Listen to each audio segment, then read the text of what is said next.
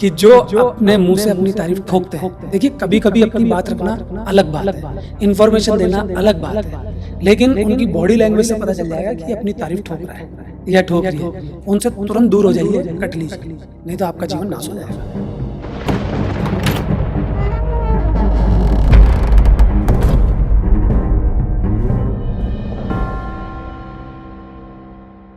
लेकिन दमदार लोग हंसते हैं, उसकी एक कैटेगरी में मैंने देखा है, चाहे नेता है, पैसे वाला व्यापारी है, कोई भी ज्ञानी साधु है, या कोई भी सामान्य एक आदमी है जो सक्सेसफुल है, जिसकी समाज में बहुत बड़ी जगह है।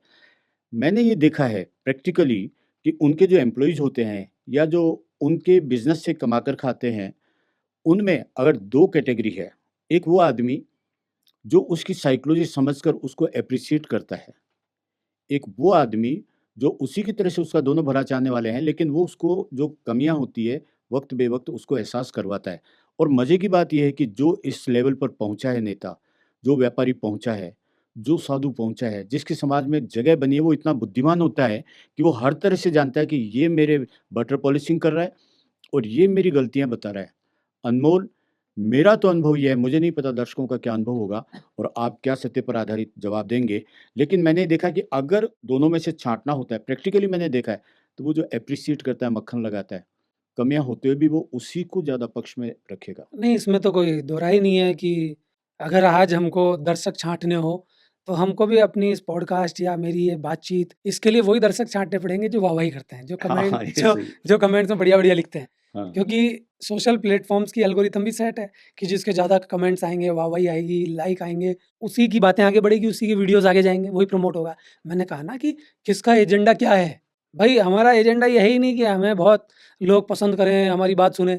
कम लोग जाने, कम लोग माने, उसी से काम बन नहीं, जाएगा। आपका एजेंडा तो सत्य पर आधारित है। हाँ, फिर अगर कोई सुनता है, तारीफ़ करता है, तो फिर हम कैच कर लेंगे ना, इसमें क्या दिक्कत है? हमें समझ में आता है कि आप बटरिंग कर रहे हो या रियलिटी बोल रहे हो, वो हमको समझ में आता है। जो आपने बोला ना, पहचान जाते हाँ, हैं, समझ में तो आता है। हम सब पहचानते हैं। आप किसी को ले आओ, मैं 1 मिनट में पहचान जाता हूँ। वो खुद की योग्यता होनी चाहिए। लेकिन वो इसलिए अपने साथ रखते हैं बटरिंग करने वाले को, क्योंकि उनको पता है इससे बिज़नेस बढ़ेगा। नहीं समझे? अगर वो उसकी तारीफ़ नहीं करेगा, तो वो उसके बीच की और जनता के बीच की कड़ी है, वो पॉलिश करने वाला। तो जनता तो सुन रही है ना, वाह! ये इस बिज़नेसमैन की तारीफ़ कर रहा है कि इतने आगे बढ़े। तो फ़ायदा होगा ना, तो उस पॉलिश करने वाले का ही फ़ायदा होगा और उस बिज़नेसमैन का भी फ़ायदा होगा। ऐसे ही नेता के बीच में जो है, आ गए नेताजी, आगे हट जाओ, इतने बड़े आदमी, इतने बड़े आदमी हैं। हमारे नेता ऐसा हो, जिंदाबाद, जिंदाबाद।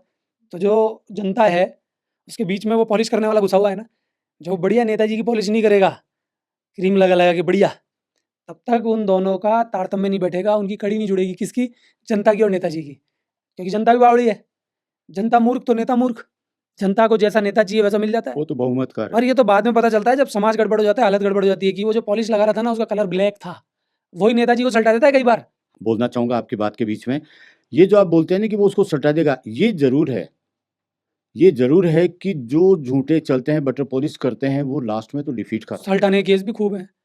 देख लो, आप बड़े-बड़े राजा होते थे और राजा साहब क्या लग रहे हो, क्या पहन लिया? थी ना वो एक स्टोरी, राजा साहब को कुछ पहनाया ही नहीं, वो नंगे थे और राजा जी खड़े हो गए बावड़े की ये ऐसे। सच है। अरे बड़े-बड़े राजा पागल हो जाते थे। ये वज़ीर होते थे, जो इनके मैनेजर जो कहते थे उस टाइम, ये खा जाते थे, इतने बुद्धि वाले होते थे। तो वो जो खाते थे उनको, राजाओं को, या आज जो नेताओं को लोग खाते हैं, वो किस बात के ऊपर खाते हैं? वो तारीफ़ वाली बात भी तो खाते नहीं, हैं। लेकिन उनमें इतना दिमाग होता है, जैसे मैंने फ़िल्म लाइन में देखा, 2 पैग ले लिए। ओह हो! फिर तो भैया। अच्छा, पहले से दिन में मैं उनको देख रहा हूँ, सारी बातें देख रहा हूँ, लेकिन वो वेट करता है कि कब इसके 2 पैग चढ़ेंगे हुँ। और उस वक़्त उसको अपना एप्रिशिएशन अच्छा लगता है। बाद में जाके उनके करोड़ों का नुकसान हो जाता है, लेकिन वो 2 पैग, ढाई पैग ये उसके हो बाद गए, तो पूछो ही मत। वहाँ से वो बोलना शुरू करता फिर है, तो फिर "अरे सर, आपकी तो बात ही अलग है।" अरे साहब, फिर तो जो मिट्ठू है ना, वो फिर तोता नहीं रहता, वो तो फिर शेर बन जाता है, वो तो फिर उसमें 4 चाँद लग जाते हैं उसके हाँ। बाद तो। तो यही तो मैं आपसे कह रहा हूँ, जो रियल में कहेंगे ना कि राजाओं को और पॉलिटिशियंस को या कुर्सी पे बैठे लोगों को सल्टाता कौन है? एक अगर चीज़ आप मेरे से पूछेंगे, तो वो यही चीज़ है जो तारीफ़ है, या अपने मुँह से की हुई तारीफ़ है। अपने मुँह से की हुई तारीफ़ और ज़्यादा सल्टाती है, पता है आपको? क्योंकि वो इस प्रॉब्लम में मान लीजिए, या इस एक अजीब से विचित्र माहौल में उसको दिख ही नहीं रहा कुछ। वो एक ऐसी दुनिया में विचलन कर रहा है कि साहब मैं तो इसी दुनिया में हूँ, शायद मैं ये चीज़ हूँ। उसको उसके आगे का पीछे का दिखता ही नहीं है। तो यही वो तलवार है जो इंसान को इंसान नहीं रहने देती। खुद की मुँह से तारीफ़ करना या फिर दूसरों से अपनी तारीफ़ करवाना। ये बात लगभग एक ही है। जब दूसरे कम पड़ जाते हैं तभी तो वो खुद करता है। तो जैसा आपने कहा कि बोतल हाँ, अंदर गई, हाँ, सामने देखा है, गिलास अंदर गया, तो करोड़ों का फिर नुकसान। उसकी भी ज़रूरत नहीं है। उसको तो सिर्फ़ वाह-वाह करना है, वाह-वाह, और पैक बना-बना के दिए जाना है। फिर तो वो लगातार करता ही रहेगा, खुद ही मैंने ये कर दिया, गालियाँ भी चालू हो जाएँगी। कोई गुंडा बदमाश है, तो वो स्टार्ट ही गाली से करेगा, "अरे! अपन ने तो इत्तों का मर्डर कर दिया, अपन ने तो इसको सल्टा दिया।" अरे! मेरे सामने तो वो बोलता ही नहीं है, कभी भी लिया ना, खड़ा हो जाए ना भाई के सामने, तो मुझे बता देना, वो तो ऐसी-ऐसी बातें करेगा। किसी भी जगह, बिज़नेस में चले जाइए, घर परिवार में, रिश्तों में चले जाइए, किसी भी जगह, इवन स्कूल हाँ, वालों के हालात देख लीजिए। रिश्तों में भी ऐसा होता है। कोई किसी की झूठी हाँ। बड़ाई करेगा जिसका स्वार्थ हाँ, होगा। मेरे आगे तो टिकता ही नहीं है। आप एजुकेशन में चले जाइए, बड़े-बड़े स्कूल वाले, बड़े-बड़े कोचिंग वाले, अरे क्या चीज़ है वो? जबकि हम देखते हैं ना कि ये कितने सच्चे होंगे, कितनी अच्छी भाषा का प्रयोग करते होंगे। भाषा-वाषा सब धरी रह जाती है। मैं तो इस लाइन से ताल्लुकात रखता हूँ, आपको मालूम होना चाहिए। इनको कभी बैठते हुए देखो, जब ये डकारते हैं, हाँ। भाई स्कूल वाले हों, चाहे कॉलेज वाले, कोचिंग वाले डकारते तो होंगे ही। फिर देखो इनकी हालत कैसी होती है। फिर मुँह से सरस्वती निकलती है। फिर मुँह से देखो आप कैसे निकलता है ज्ञान। बहुत वो ही धड़ाधड़ गाली-गलौच ये वो सब कुछ ही निकलता है फिर। फिर बड़ी-बड़ी डींगे मैंने ये कर दिया, फिर तो वो 2-4 किस्से भी निकल जाते हैं कि मैंने वो घपला किया था, मैंने उसको ऐसे टिपाई कराई थी तो उसकी परसेंटेज बन गई, उससे आज मैं इतना कमा रहा हूँ, मैंने ये फर्जीवाड़ा कर दिया। मैंने सर ये चीज़ें भुगती हैं इसलिए मैं ये बोल पाता हूँ। लेकिन इसमें एक नुकसान भी तो होता होगा कि जो आदमी समझ लीजिए एक कोई नौजवान है, उसको नौकरी की ज़रूरत है, तो रिलेशंस में ऐसा देखा है कि मेरा तो वो जानकार है, मेरा तो वो है, अपना सबके बीच में अपना एक औरो बनाते हैं। बच्चे को ये लगता है कि ये मेरा जानकार है, तो पिताजी इसको कहेंगे तो नौकरी लगवा देंगे या आगे मुझे कहीं न कहीं काम आएँगे। काबिलियत होते हुए, वो बच्चे भी उनकी बड़ाई में जो अपने मुँह मियाँ मिट्ठू बनते हैं, उनकी बड़ाई में फँसते हैं। क्या आप ये नहीं समझते कि कुछ ही परसेंटेज हो लेकिन उन बच्चों का भी करियर खराब होता है? आप तो केवल सवाल पूछ रहे हैं, मैं आपको ऐसे दस्तावेज़ दिखा सकता हूँ, जो आपको बोर्ड की साइट पे अवेलेबल हो जाएँगे। मेरी ये बात अगर बोर्ड वालों तक पहुँच जाए, तो शायद वो उसको डिलीट कर देंगे, लेकिन चिंता ना करें मैंने डाउनलोड कर रखे हैं।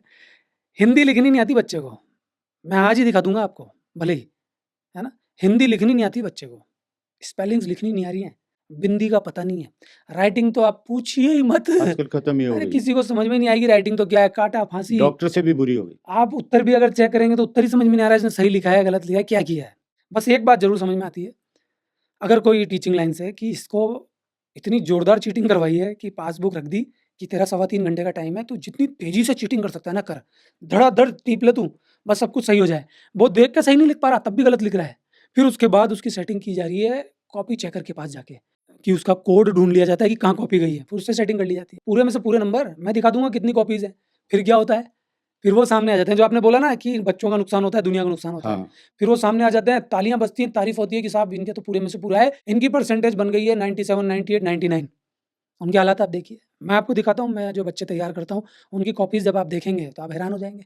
मेरी पहली शर्त है राइटिंग में भगा देता हूँ बच्चों को, भई समझ में ही नहीं आ रहा, देखने वाले को तू लिख क्या रहा है? भाई लिखने का मतलब क्या है फिर जब समझ में नहीं आ रहा तो कौन-सी राइटिंग है ये? नहीं समझे आप? डॉक्टर की बिल्कुल, राइटिंग बोलते हैं हम खराब है, डॉक्टर की फिर भी समझ में आ जाती है। कम से कम पढ़ने वाले की बात है तो समझ में नहीं आ रही। तो ये सब चीज़ें सामने होते हुए भी बेईमानी की कसौटी पे उतरती हैं। पैसा मिल जाता है उनको, चीटिंग करवाते हैं वहाँ पैसा मिल जाता है। फिर वो अपने पैसे की मशीन लगा देते हैं स्कूल के अंदर क्योंकि भीड़ लगेगी, एडमिशन होंगे। वो बच्चा कभी सच्चाई बता नहीं पाता क्योंकि वो तो चोर है, चोर-चोर मौसेरे भाई। फिर वो बताएगा थोड़ी ना, वो बताएगी थोड़ी ना कि ये जो डायरेक्टर साहब हैं, इन्होंने मेरे को सरेआम चीटिंग कराई है या पता नहीं मेरी परसेंटेज तो बनती ही नहीं, मैं तो ये ऐसा लिख के आया था, ये बाद में इतने नंबर कैसे आ गए? वो थोड़ी ना बताएगा कोई। बहुत बड़ा उदाहरण इसका बिहार में पूरे बोर्ड में मेरिट में नंबर 1 एक लड़की आई थी और गलती से जब पत्रकार पहुँच गए, तो निकल के ये आया कि उसी के फादर उस स्कूल के सर एक बात बोलूँ? प्रिंसिपल थे। सर एक बात बोलूँ? हाँ, अपने मुँह मियाँ मिट्ठू बनूँ? बनूँ? अच्छा होगा, हमारे पंथ में आ बनूँ जाएँगे। बनूँ हाँ। हाँ, सर इस टॉपिक पे कभी मेरे से बात कर लेना। रियल की क्या-क्या घटनाएँ हो चुकी और क्या-क्या घटनाएँ चीटिंग के तौर पे छुपा ली गई हैं या एक्सपोज़ भी अगर हो गई हैं, तो भी उन पे कोई कार्रवाई नहीं हुई। अगर कार्रवाई हुई तो कुछ हुआ नहीं समाज में। तो मैं धज्जियाँ उड़ा दूँगा इस टॉपिक पे, ये मेरा आपसे वादा है और दावा भी है। आप लिख लेना अपने सवाल, आपकी मर्ज़ी हो जहाँ से, बाय प्रूफ ऑथेंटिक।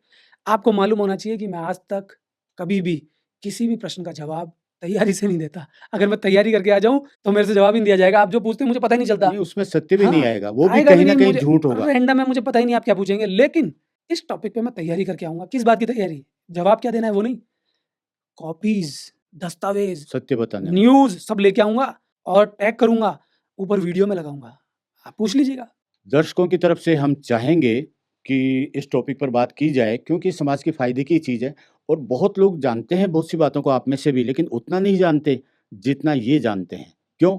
ये गहराई से उसमें ऑब्ज़र्व करते हैं, अंदर जाते हैं, चूँकि सत्य का साथ देते हैं, तो इनको जो गलत चीज़ें हैं, वो बताने का भी लगता है, समाज के काम की चीज़ें भी हैं। हम ज़रूर चाहेंगे आपसे इस टॉपिक पर बात करना, लेकिन आप ये बताइए कि इसका कोई मध्य मार्ग है या टोटल सत्य पे रहना है या आप क्या रास्ता देखिए, बताना ये तो चाहेंगे? आपको चुनना है कि आपको किस रास्ते पे जाना है, चाहे वो युवा हों, चाहे बड़े लोग हों, चाहे आप भी खुद हों।